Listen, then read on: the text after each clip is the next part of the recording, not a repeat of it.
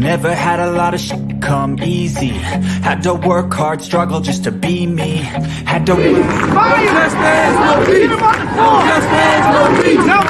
and what was left over I put towards my dreaming.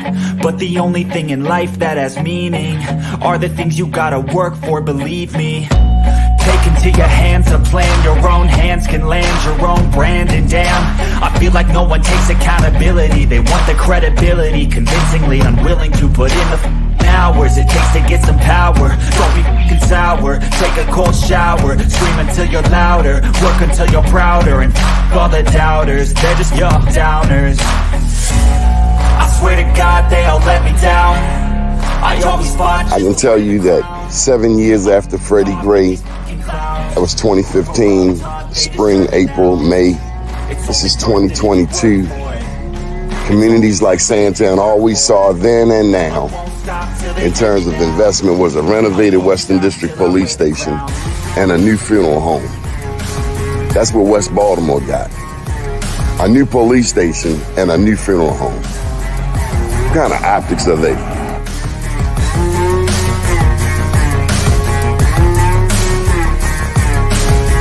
Was Freddie Gray any different than 1968 Baltimore riots? Dr. King's passing, killing, murder? This is the same? No, it wasn't. I mean, I think, well, first of all, people who are being violent and burning, that's, you know, all that's the same. But the point is what was the cause and what were they attempting to register? I always fought just to wear the crown. I'm off at these fucking clowns. I love you. They deserve an ounce. It's got next. And on me, it's only worth it if you work for it. I won't stop till they hear me now. I won't stop till I wear the crown. I swear to God they all let me down. I always fought just to wear the crown.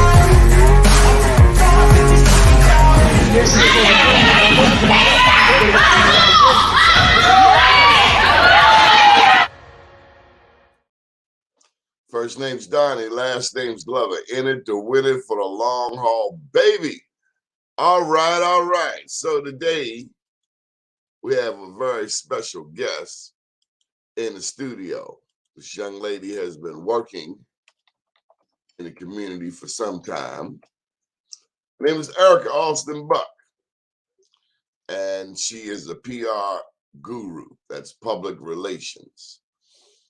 Most recently, this young lady had a client, and I think the lady's from Nigeria lady, I believe, Stephanie, from Caring Arms Foundation. And they pulled together a Christmas event so that Caring Arms could service the people of Southwest Baltimore. It was a most magnanimous event. What amazed me was that there were so many people there in the blistering cold. It was cold.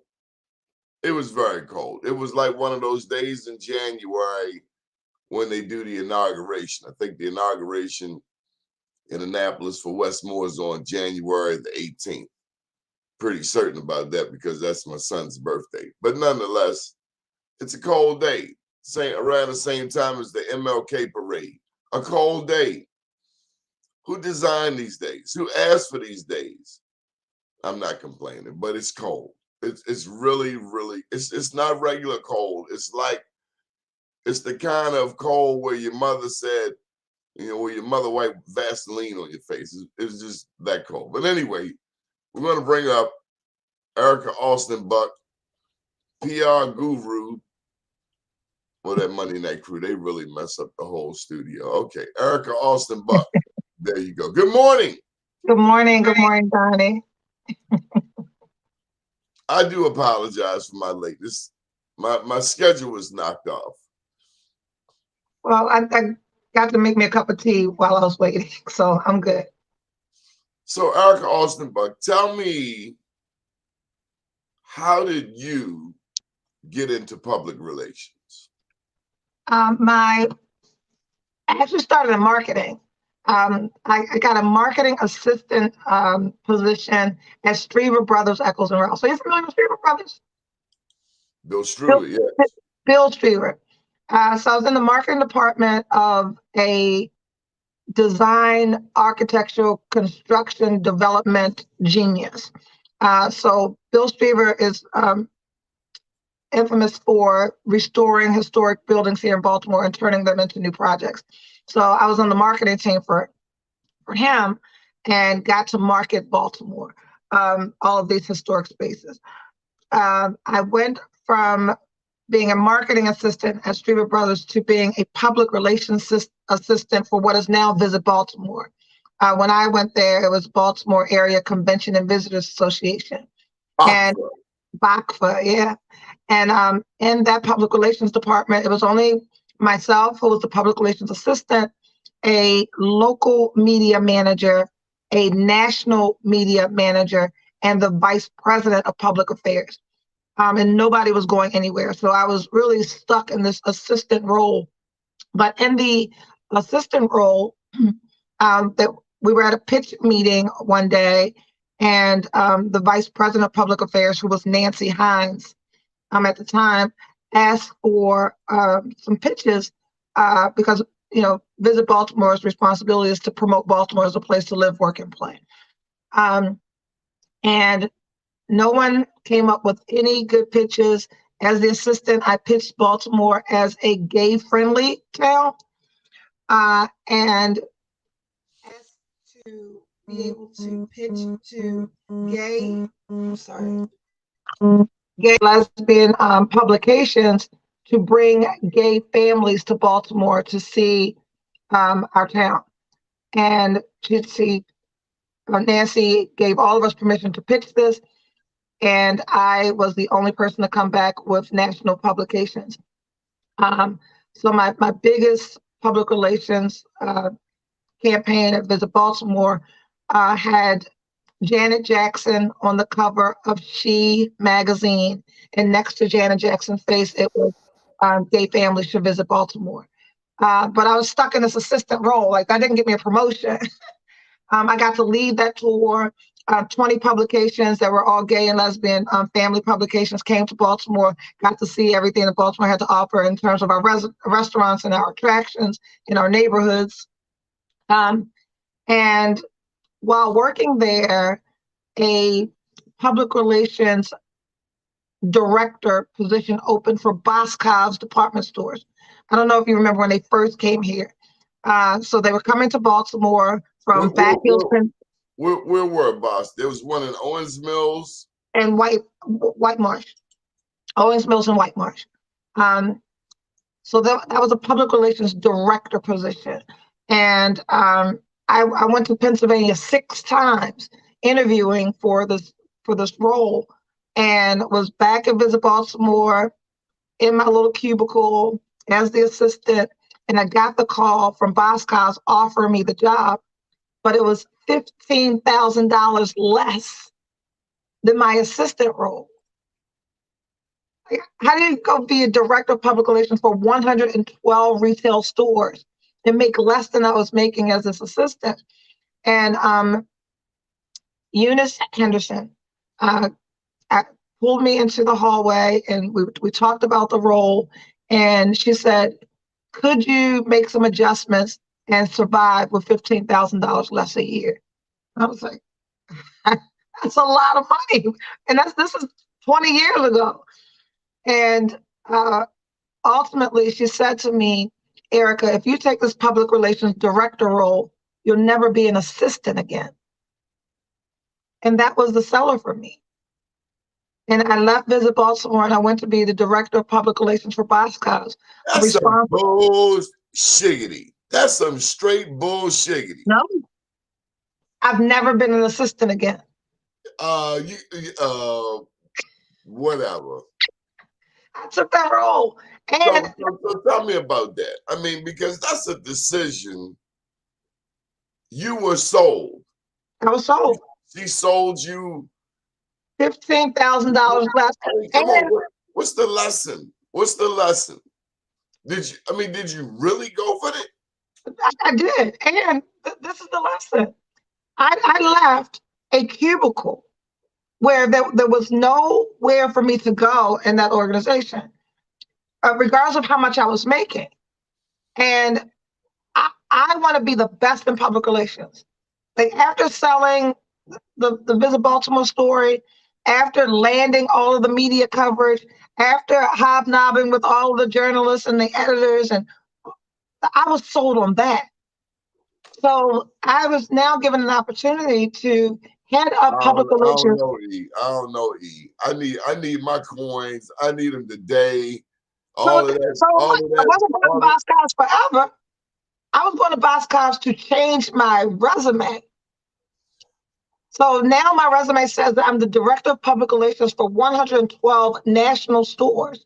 I handle each marketing public relations campaign for every store each month. And what Boscov's would do each month was partner with a nonprofit organization in the community, bring that organization into the stores, have a sale on that day, and increase the reach and capacity for nonprofits.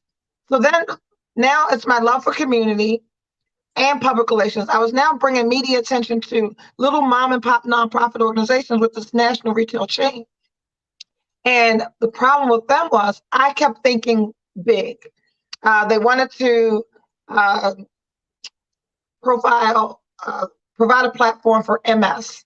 At the time, Montel Williams had just came out that he had MS. I reached out to Montel's team. He had just written a book. He says, yes, he'll come, he'll sign books, he'll do that campaign at the store. And Boscov says, no, that's too big. We reached out to the Ravens, and Ray Lewis had written a book. And while Ray Lewis was a yes, 10% would go to his nonprofit. Boscov says, no, that was too big. So we did all of these things. And then, so I had all of these big ideas and not being supported with them.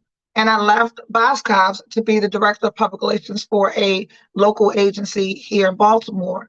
And I left that agency and started my own. So that is the lesson. The lesson was when you're in a position with nowhere to go, nowhere to grow, sometimes you've got to take a step back to move forward. And I've never, ever. That's one way. But Ericka Alston-Buck, see, Ashley Esposito don't know what I know. I know you was a hustler long before you met Bosco and whomever else. Bosco, yeah. Boscov, Risco, whatever. But that's your journey. And hey, that's your story. I never heard this story before. I swore never heard it, right? I swore you were making it up. Because I done seen you, pull magic. Anyway, what happened next? I went to Spin as the director of public relations there. Learned, and I needed to learn agency work. So public relations agencies, much like law practices, bill for everything, every quarter of the hour, every phone call, every copy that you make. Working for a public relations agency teaches you how to quantify media coverage. A full page ad is equivalent to X amount of dollars. So those were the things that I didn't learn. So I needed to go to an agency and learn that stuff. And I was heading up public relations for the agency. And I left that agency and started what was Pyramid Public Relations. And that's when you and I met. So in 2008, I started my own agency. And that's when I needed to hustle, Donnie. People don't understand, like, be an entrepreneur, start your own business, not understanding that if you don't fish, you don't eat. You don't kill, you don't eat. That's right. That's it. And I started my agency in my dining room with free Craigslist office furniture. Took out my dining room table, took out everything that looked like home, and converted my dining room space into an office with office furniture that was free from Craigslist. And I began hustling. Some of the clients that I worked with at other campaigns came with me. And I had a meeting with Hamilton Main Street to do public relations for them. And they were located in a corner office building at Harvard and Hamilton, and inside a completely restored historical building. It was beautiful in there. And I went to talk to them about handling their public relations and ended up bartering. I did their public relations in exchange for the corner office so that I could move my agency out of my dining room into a building, remember that. I giving remember me credibility. that by the firehouse. Absolutely. As a Absolutely. matter of fact, Janet Arcee was up there. Yes, she was. Yep. That And was then Janice 2008. actually, yeah. No, 2005. Was it? Yeah. When did we do the event up at on Greenmount Avenue when you brought that little old rich white man? Seriously, y'all, this little old white man, I know she snatched him off a cartoon. He reminded me of Mr. Magoo, but he was filthy. He was filthy loaded. I don't know who he is, but I love that little old white man. All of my clients were. What, old white men? What? Oh, rich. Rich. So when we talk about eat, if you don't fish, you don't eat. I ain't going to go fishing for no guppies. I need some prize catch. The ones that you hold up and take pictures with. I ain't saying she a gold digger. But in that, I learned all money ain't good money. Broke. I also learned all money ain't good money because you know another client that I had during that time. Well, can I tell a story? Tell the story. Ericka Alston-Buck showed me she don't care how much money you got. If you are a-hole, she will fire you. Now, we talk about it on this show, folks. All money ain't good money. Some clients. Oh, Lord. Some clients are not worth the stress. Some pretty girls are not worth the stress. For you women, some dudes, no matter how good his game is, ain't worth the stress. She showed us how and that's a long time ago. $8,000 a month retainer that long ago was a lot of money. She kicked a millionaire in the butt, straight out the door, and I go by and I see the millionaire laying there like, damn, she kicked you in the ass. She kicked you out? She had to go and take your check with you. Yeah. All money ain't good money. I'm supposed to use good English on this show. I synced it. I synced it with my own eyes. Kicked that hiney, kicked her right out on her fanny. And it reminded me of that day that I had to call the Baltimore Sun when their two reporters snuck into Parent J. Mitchell's hospital room, and the editor passed me on to the assistant editor, Sandy Beniski. And when I called her, it was like the two planes hitting the Twin Towers. You could hear a pin drop. She could not believe that this little unknown, lesser known Black journalist called her on the carpet. Did you know your reporters snuck into former Congressman Parent J. Mitchell's hospital room? Wow. That's what that reminded me of. I looked at it like, damn, she kicked you. Look, let me show you. She kicked, yeah, she turned her foot around like, whack.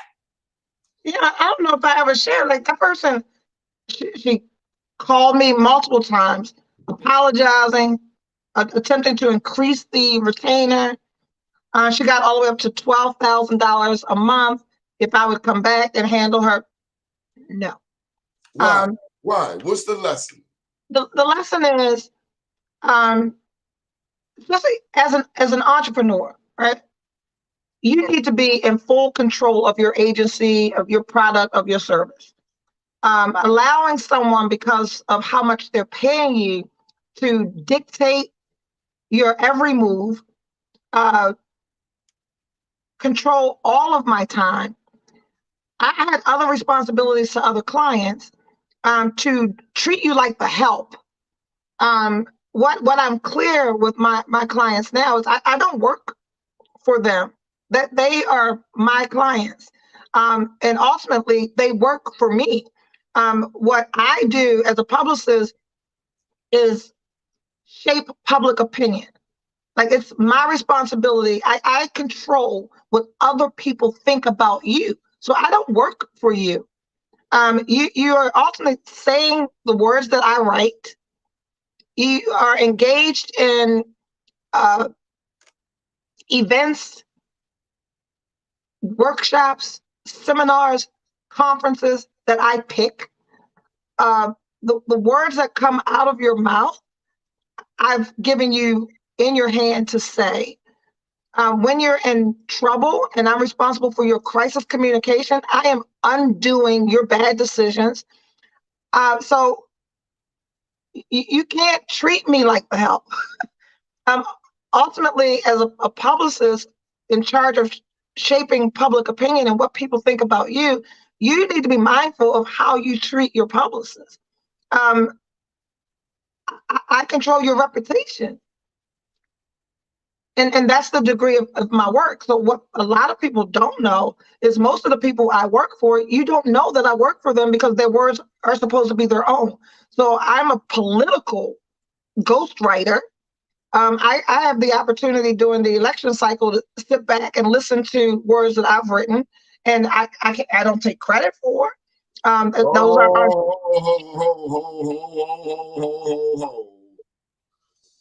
Do you take responsibility for them? I do. I do. Oh, I'm forced to take responsibility for them, or you got to cut them off. And you know that I do that too. Yes, you will. If you cut off 12,000 15 years ago, I'll cut off 50 today. So when you see our elected officials, yes, in trouble,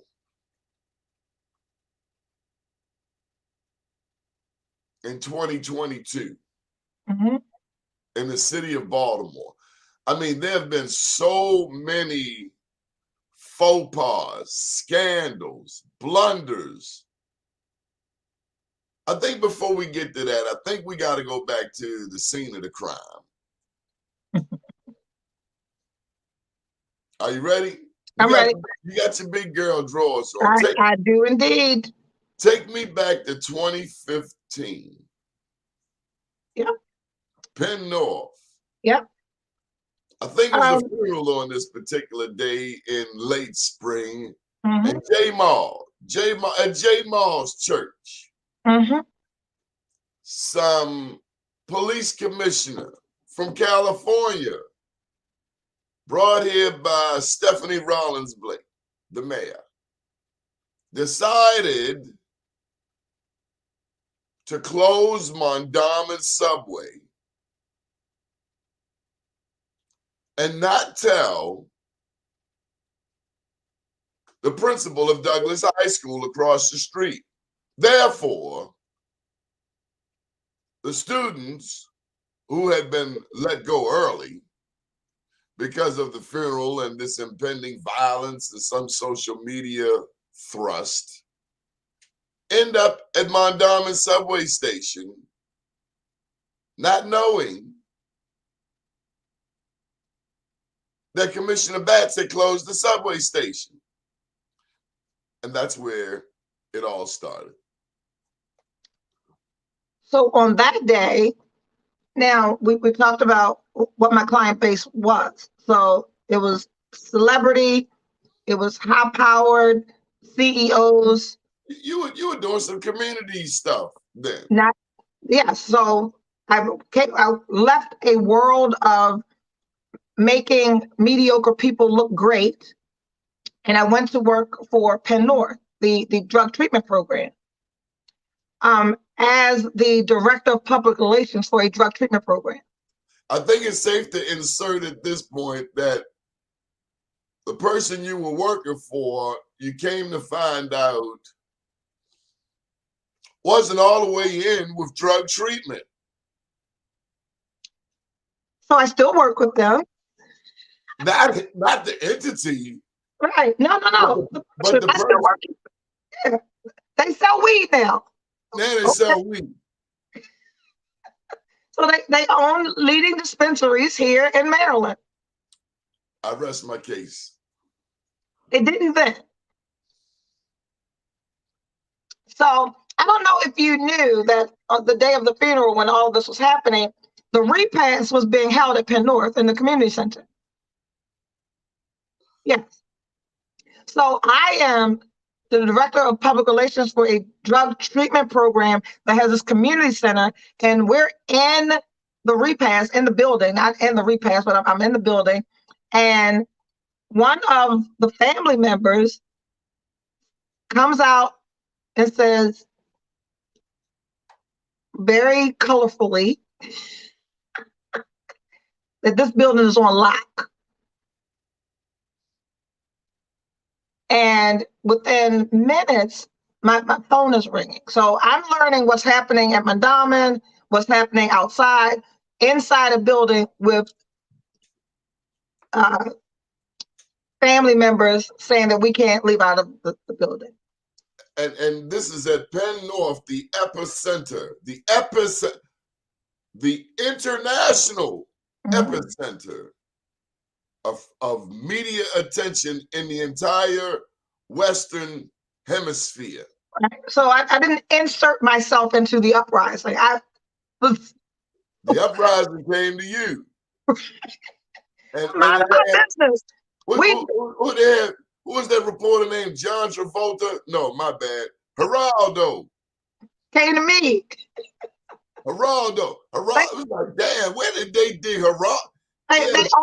Man. He had a big ass head. When I tell you that it's like his whole body shrank. Remember on the Flintstone they had Stoney Curtis? Like what people didn't realize during the uprising was everything else had the luxury of closing. Like the CBS, although, you know, it's set on fire, the library, everything at that corner could close. And we're drug treatment, we can't close. And what happened was Geraldo and MSNBC and CNN and they needed somewhere to be. And we're open. So our community center turned into a media hub.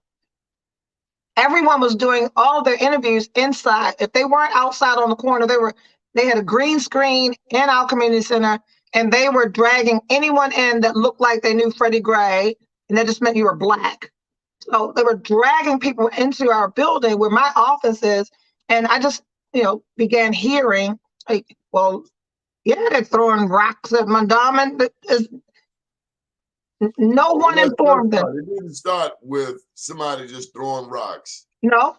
Part of it was some people driving through the community who didn't match the majority demographic of the community. Driving through, walking through, kumbayaing on corners. Yeah. Karen came through talking smack, and Karen got smacked down. Karen came through there. Man, I haven't talked about this in a long time. I remember that. It was a lady, they talked about it on the streets.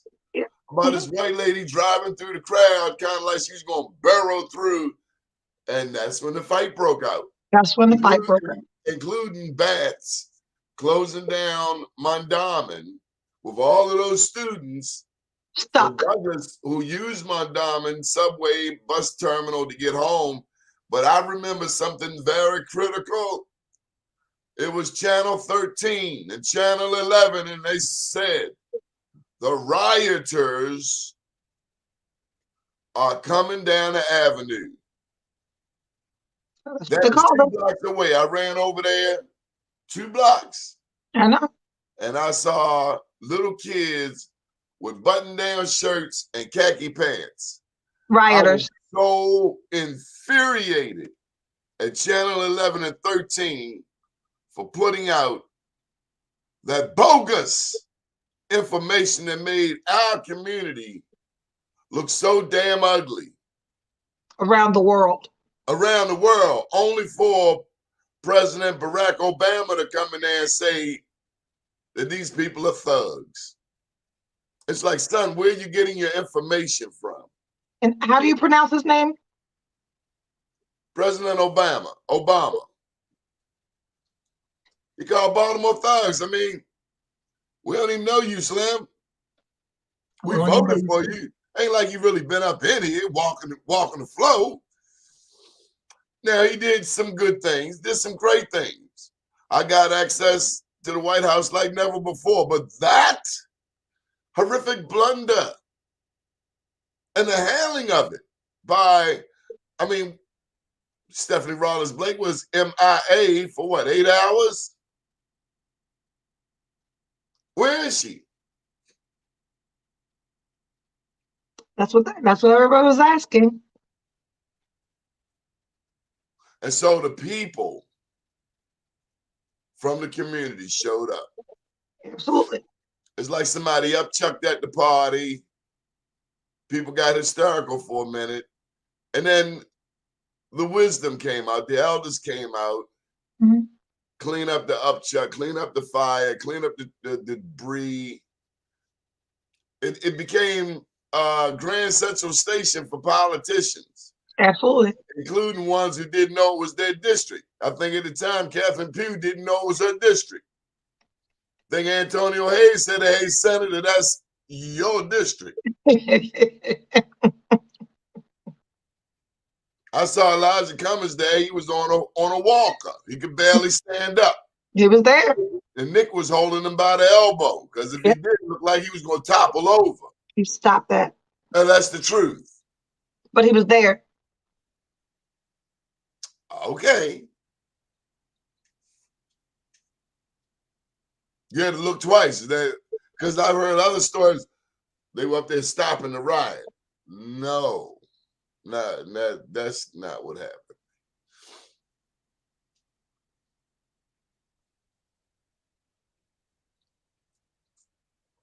Hey, we take your comments too if you saw something that we didn't see or if you saw it differently.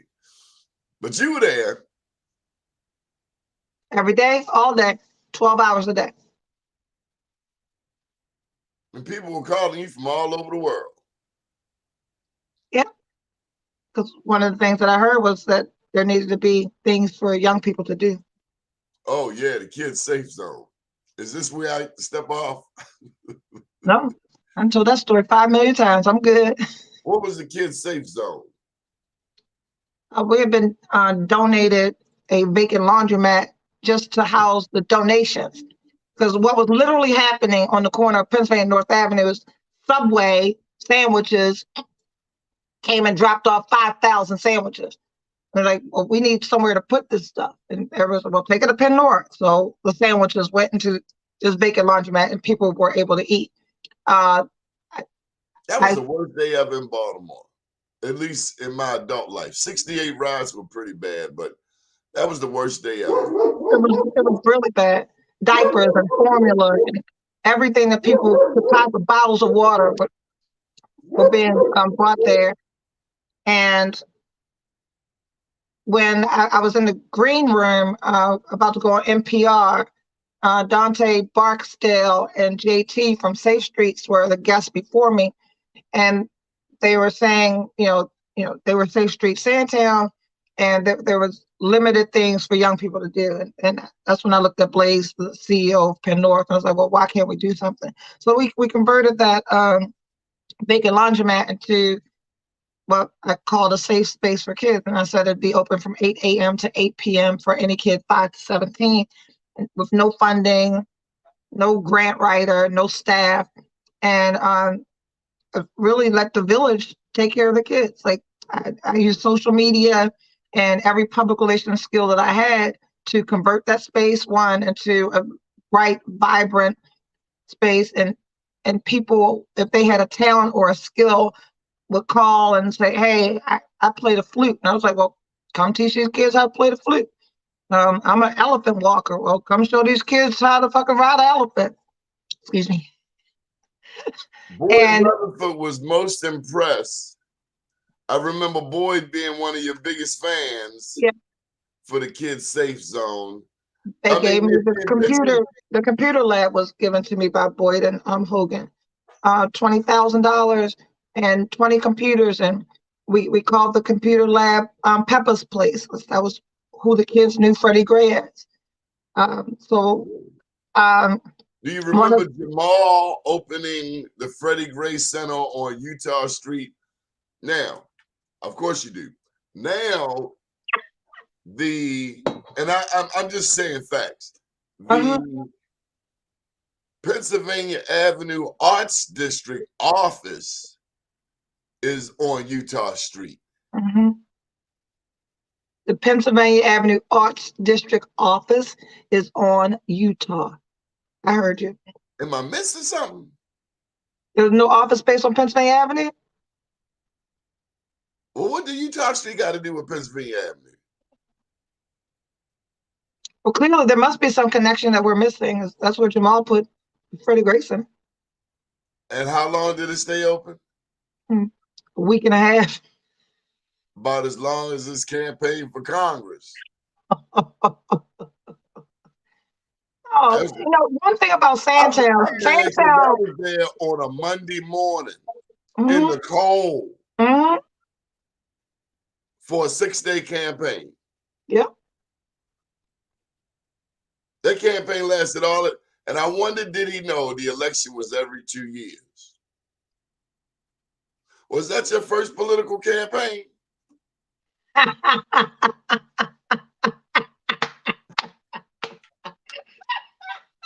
Oh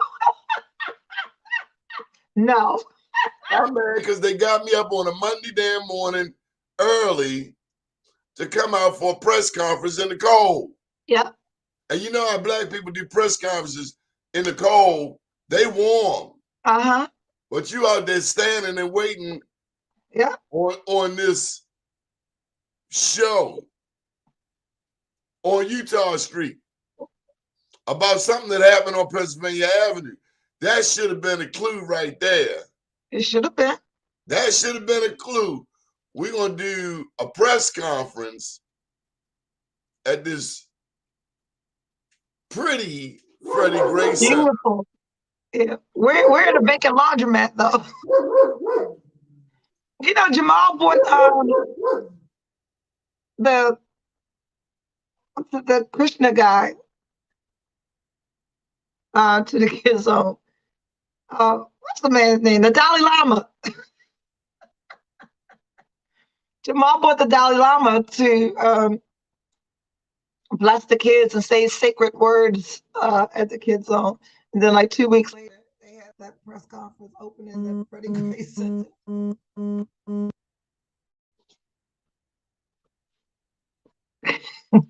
So I've had my fill of, again, learning that people will insert themselves, take photo ops, politicians will make promises. And I learned more after the uprising than the 10 years prior. All of the Boscos and old rich white men put together. All put together. So you had a crash course. I did indeed. So people to think that I'm new to this? No. Oh, no. Oh, you were baptized in fire. I know. I was there. I was doing the baptizing. You was baptized with the Holy Spirit in the name of Pennsylvania Avenue, North Avenue, and Utah Street. And Utah Street. Whatever that had to do with anything on Pennsylvania Avenue. Yeah, you were baptized in fire, and you handled it like a champ. Yep. And more lessons and not taking stuff off of people that aren't invested or want to treat you.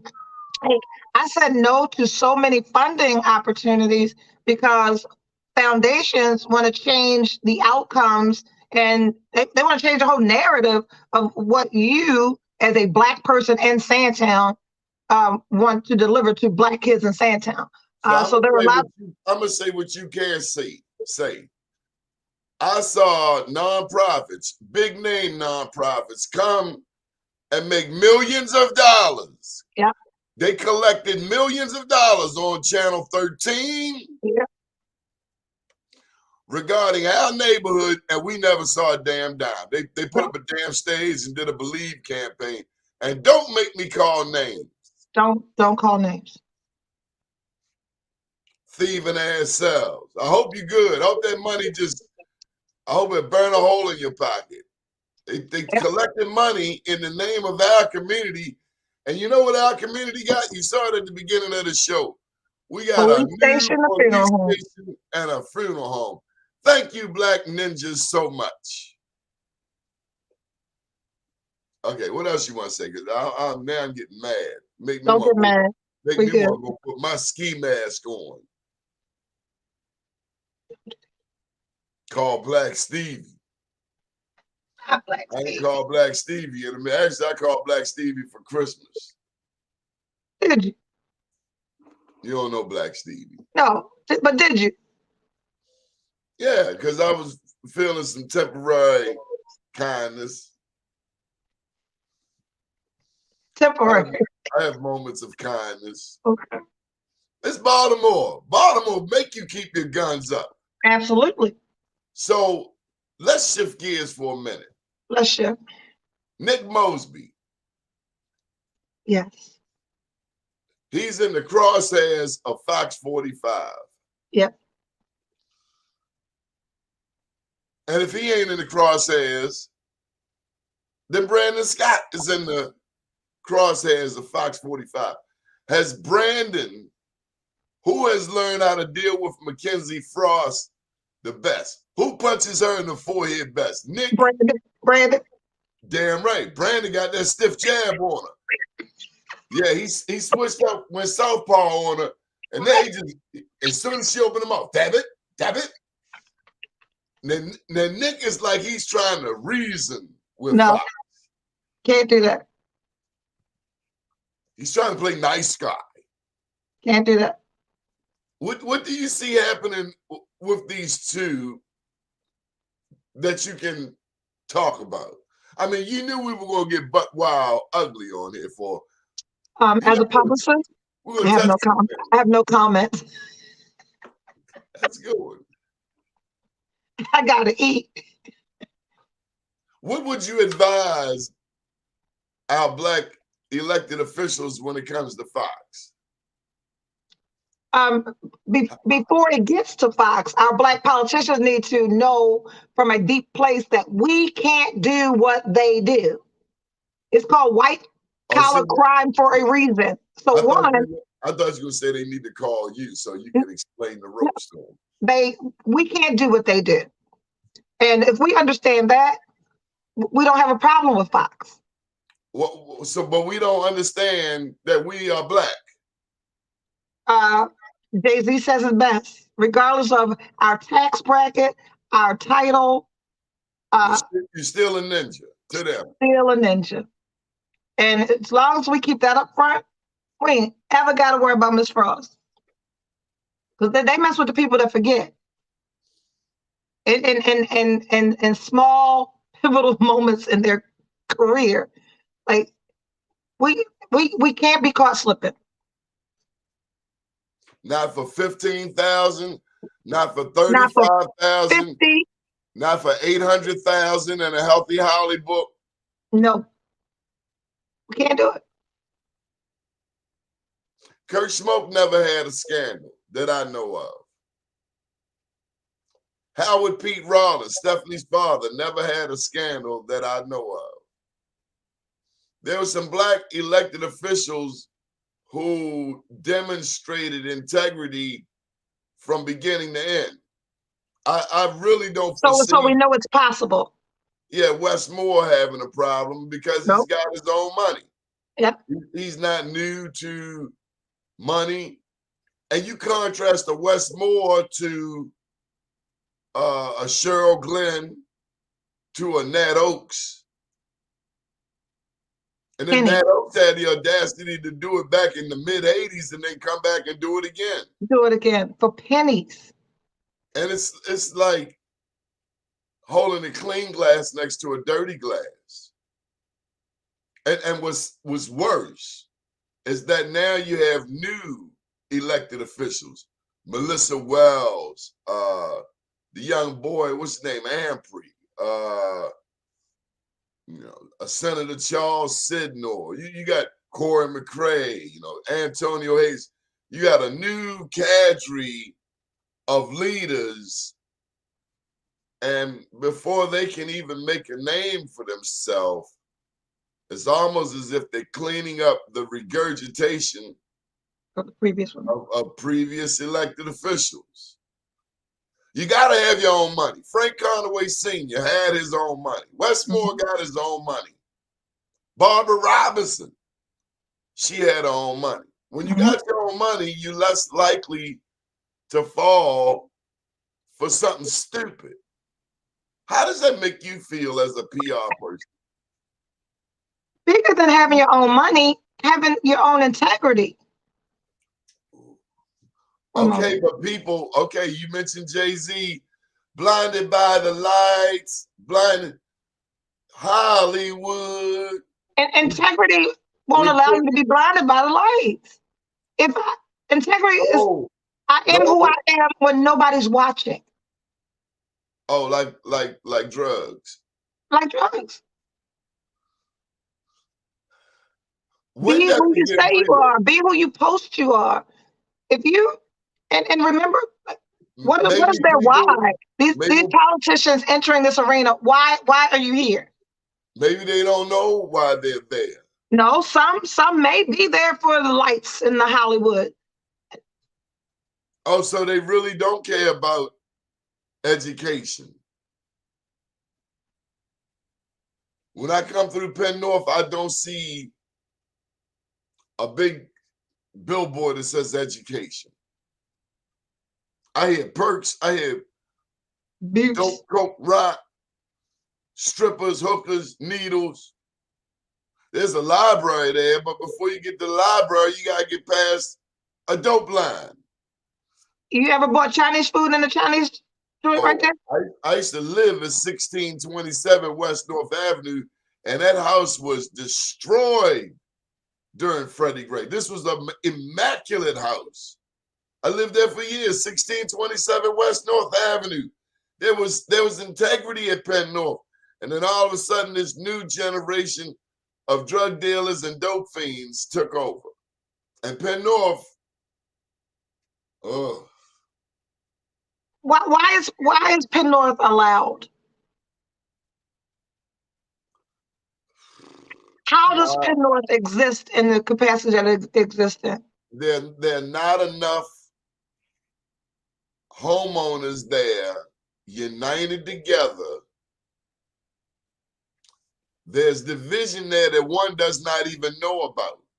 There's Penn North on the top. There's Druid Heights on this corner. Sandtown on another. So it's the tri-section of three communities: Annie Halls, Penn North, Sandtown, and then you didn't say Upton.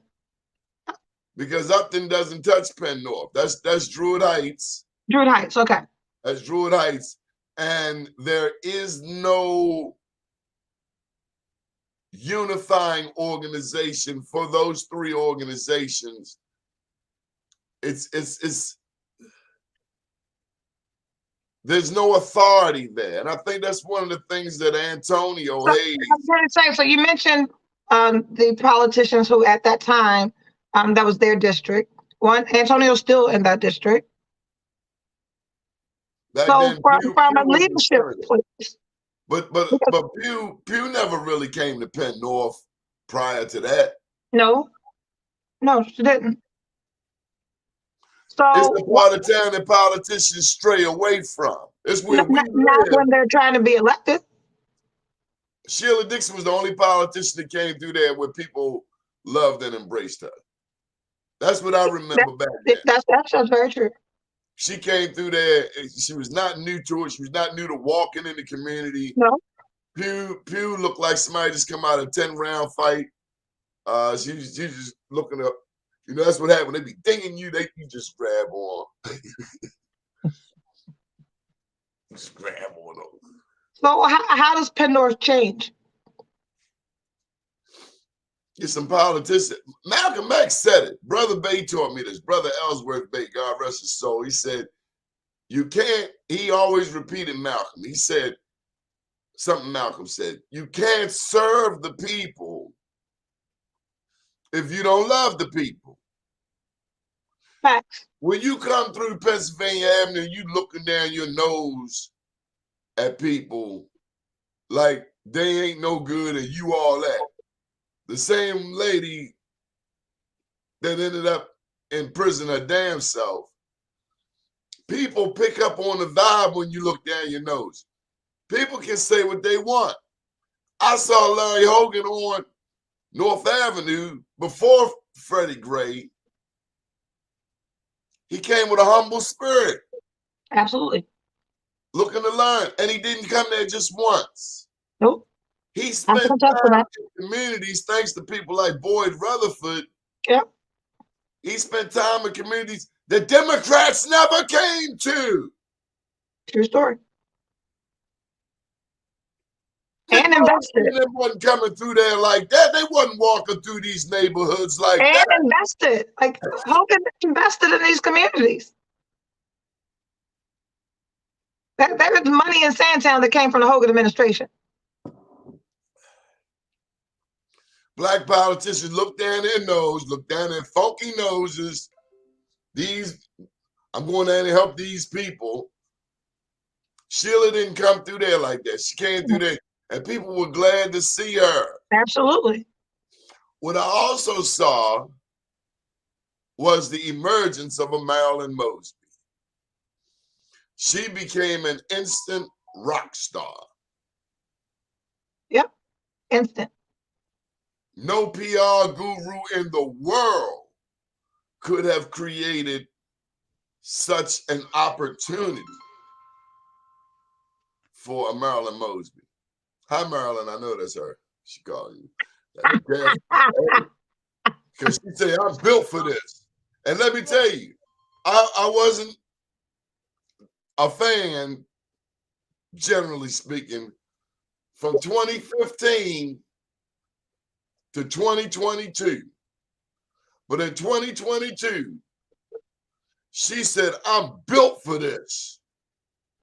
What? I saw Marilyn Mosby 7 years later demonstrate more testicular fortitude than a lot of men. And she was taking Fox on pound for pound. And that's where she actually earned my respect. Because they were messing with over petty stuff that really was irrelevant. And I don't know if it was a carryover of Nick's messiness or what. But all I know is, generally speaking, I see a lot of our young leaders so quick to be on television and tweeting something. Just do the damn work. Do the work. All it is, but just do the damn work. And don't do it for a camera. There's everything. Even with Westmore, is everything a damn picture. We want to see roll the sleeves up and do the damn work. Maybe we take too many damn pictures. Maybe we live in a world that if it wasn't posted, it didn't happen. That's not true. Because when I think of a B. Gaddy, of a Perrin J. Mitchell, of a Victorine Adams, each of the three of them is in that era. Okay, but the fuel fund that Victorine Adams established is still relevant today. It still warms people today. Because you see it. No, they don't do that without media coverage. Oh, now. Are you kidding? No. People only support what they see. People getting fuel fund money on TV, that's just tasteless. No, but it's how people know that it exists, because the news stations are saying, call this number, because social media is posting fuel fund information. If people can't see it, they can't get it. You got your damn heat on, you know you got it. The same with Brian J. Mitchell and the 8A program. That's created millionaires. And with B. Gaddy didn't need a tweet. In B. that Gaddy era. would go up in the hole. How many of these politicians can go up in the hole and call people by name? See, that's still it. That's still the foundation. That's my greatest joy. I can talk about Pennsylvania, North Avenue, all I want, but I go up there. It's hey E, hey Ericka, and I know the names. So yeah. I don't know. I think we tweet too damn much. Okay. I think you got to roll your sleeves up and do the work, and everything ain't a damn tweet and a picture. I roll. You just witnessed me rolling my sleeves up and doing the work, but you saw some TV cameras there too. Yeah, but the tweeting, all of that came after you had to do the work. Tweeting ain't getting people there. No. You had to make contact. Tell them how many people came to that thing. Over 500 children got presents. There's at least 1,000 people there. At least 1,000 people. And they were not just, they weren't even from Baltimore. Nope. So that was a collaboration of a couple of my clients. So the BMWs were, I'm the brand ambassador for TW Toast. So two of the BMW drivers were owners of were my client, TW Toast. And then his brother was the president of one of the BMW clubs. So this was a result of relationships. My client's brother is the president of the BMW club. I want 100 BMWs to bring toys to Baltimore. Well, how do we get the toys? That BMW president, car club president, also works for Amazon. So my client's brother works for Amazon. I needed to partner with a nonprofit organization to be able to receive from Amazon. So that was Know Your ABCs. And then my client, Caring Arms Foundation, who had just became my client maybe 6 weeks prior, who do international work. And if anyone knows me, if you're working with me, you're going to have an impact in Baltimore. Like that's a requirement. My clients are nonprofit organizations that I partner with for-profit companies to increase the reach and capacity of nonprofits to do work in Baltimore. So they can do all the international work they want, but if I'm going to be working with you, you have to do something in Baltimore. Why do you love Baltimore? What? I'm a product of Baltimore. Like I lived 1120 Monroe Street. I walked from Monroe Street to Bolton Hill to go to school. I went to school at Mount Royal, right? So from one end to I went to Douglas. I went to Walbrook. I'm born and raised here. I used drugs on Pennsylvania Avenue. I stood outside of the Paramount Barbershop on Pennsylvania Avenue asking people for loose change. So when the trajectory of my life changed, I needed to be like evidence that you can get out of this. So when I was doing the work for kids at the Kids Safe Zone, I'm sorry? Congratulations. Thank you. Thank you. To God. I was homeless at 26 years old, addicted to drugs. So it's like when God's been good to you, it is your responsibility to be good to other people. Like I am blessed the way I am because I stay in service to other people. And so my phone was ringing for Christmas toys. And I was like, I know I posted on social media. I told some people we're going to be giving away toys on the 18th. But the last 2 days before the event, my phone was ringing off the hook. And I was like, who is giving out my phone number like this? And the last woman called me and she goes, hi, I called 211 and told them I didn't have Christmas gifts for my kids. And they gave me your number. Like, how does my number end up on 211? So to see 1,000 people out there and moms with blankets, they wrap their kids in blankets because my only requirement was you had to bring the kid.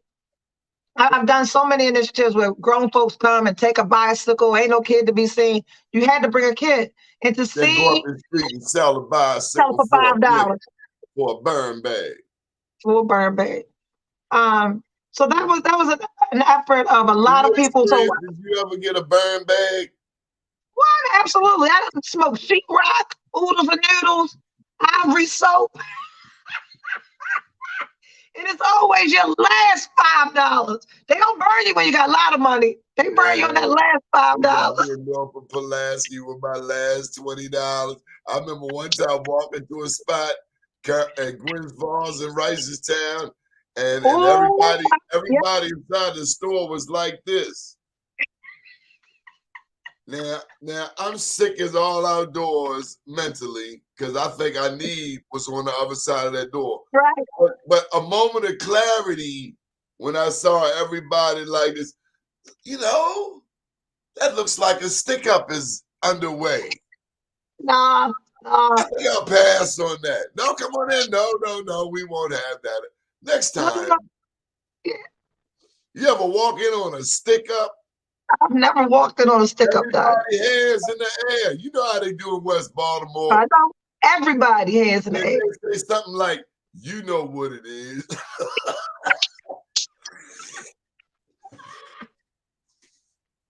It's just something about those words. You know what it is. It's my last damn 20 and you ain't getting it.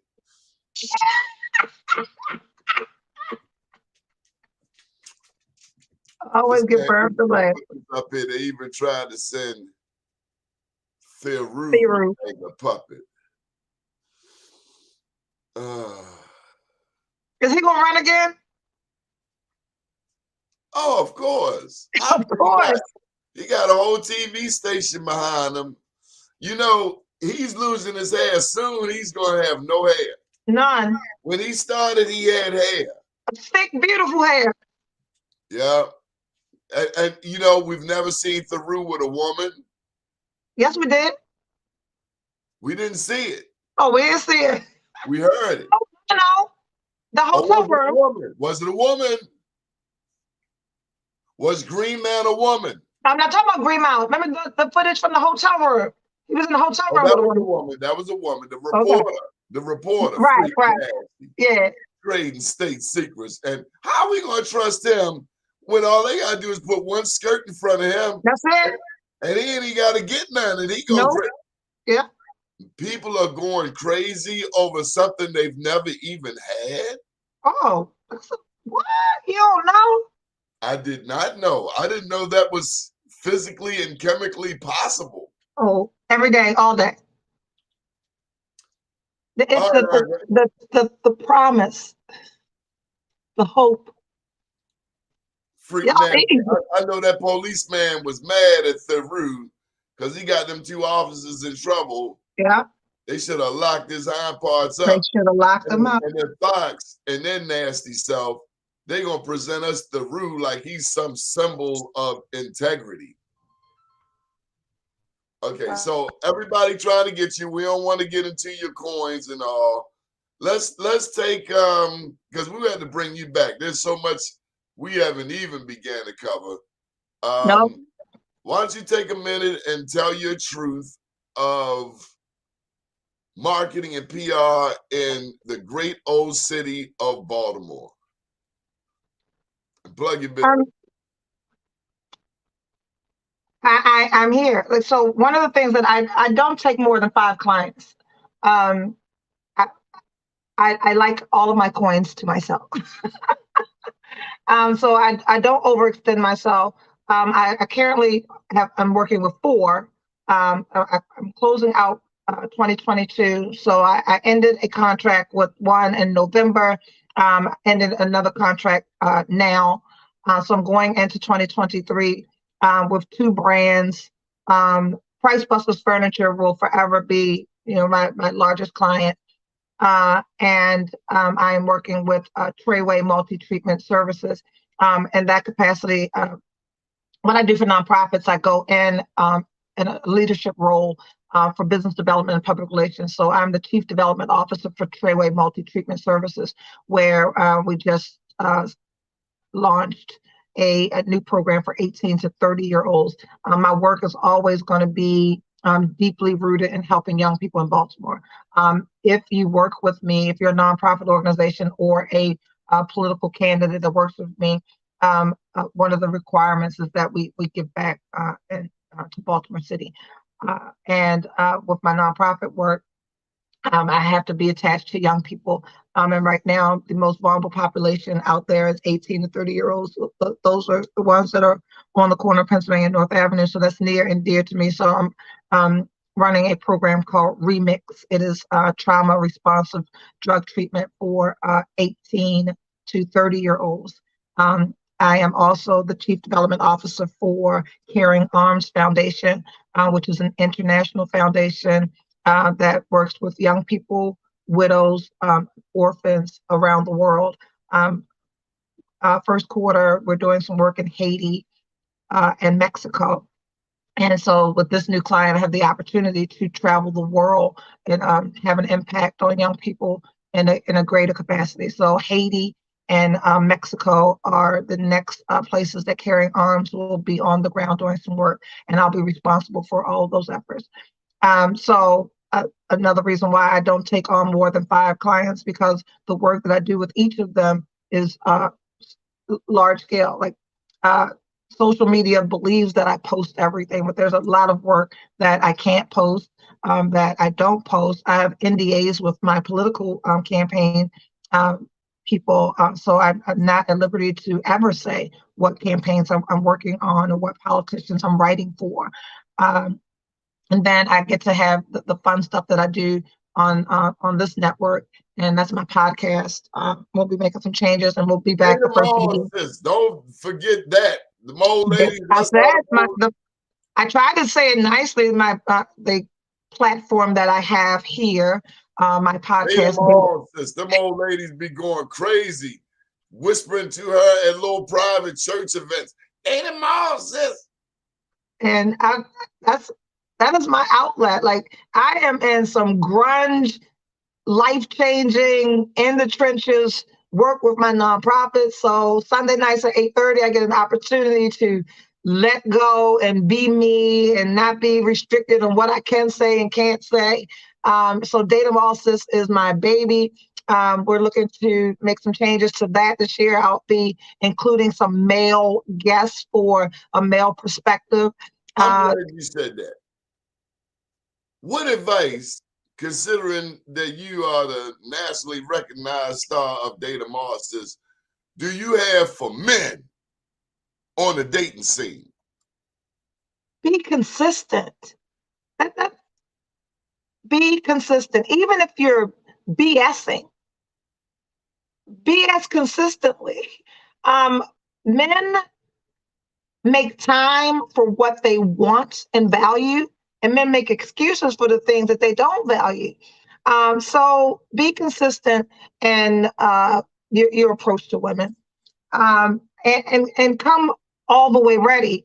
Though there are still people out here seeking extreme makeovers and science projects and people that want to recreate people, the most successful relationships are going to happen with people that got their stuff together.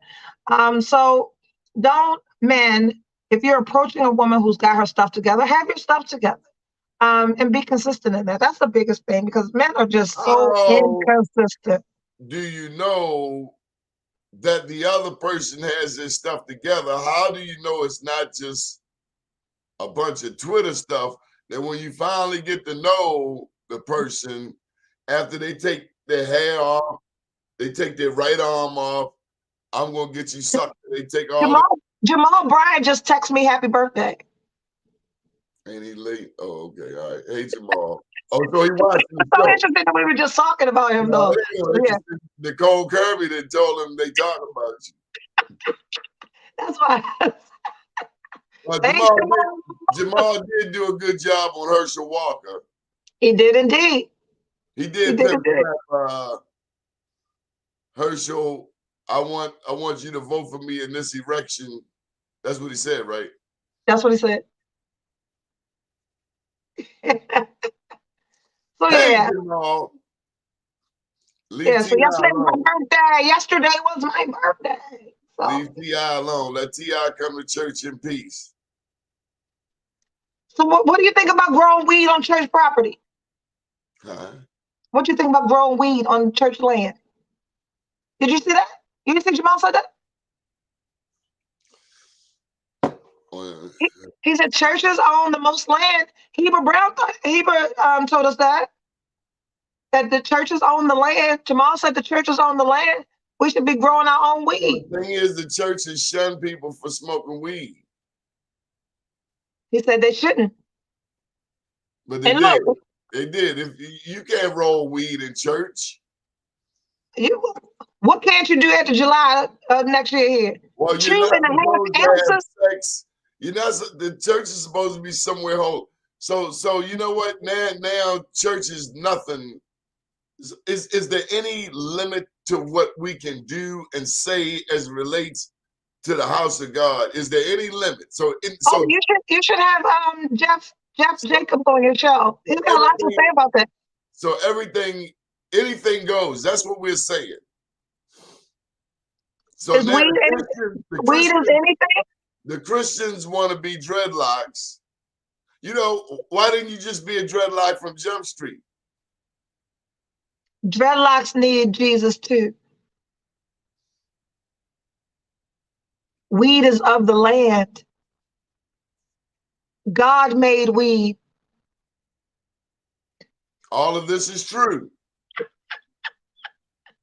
But see, you can't embrace the African Methodist Episcopal tradition and history and then bring in the weed man.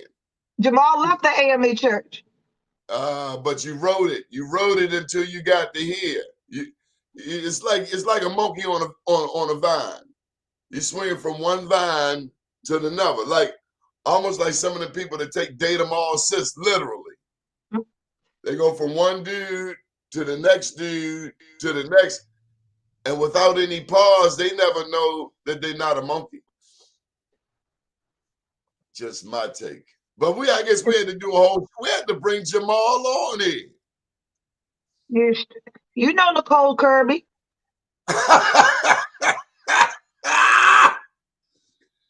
That's the lady, I do know her. But we're talking to the greatest PR person in the world right now. Straight out of Baltimore, Penn North, Ericka Alston-Buck. It's getting hot in here. Oops, there's somebody at the door. I gotta go. It's been real. Hey, listen, do you see what's happening here? I see. Black Wall Street DMV. I see. Are you gonna be there? Can we get? Of course, I'll be there. One or two of your honorees, and yeah. we love rich old white men. So you can bring them on in the wheelchair, and we'll put a Black Wall Street on them too. Hey, I'll take $1. Everybody else pimping. Hey, if they sell weed, bring them too. And Jamal, bring Jamal. Bring the dope man. That's what we said. Bring the weed man. It got to be good weed though. Look. All right. Always a pleasure. Can you imagine the people in the church saying, this is some huff? This is some dirt weed? No, the church going to grow the best weed. They're going to have a banger. we got to do some NDAs before we have this discussion. But I tell you what, we will advertise your product on this network. Absolutely. On every platform. Just bring the money. Just bring your check. Hey, Pharaoh. That's someone at the door. Okay. Ooh, this has been hot. We'll see you tomorrow at 9 o'clock. I apologize for being late. Wasn't my fault. It was the city of Baltimore. Have a good day.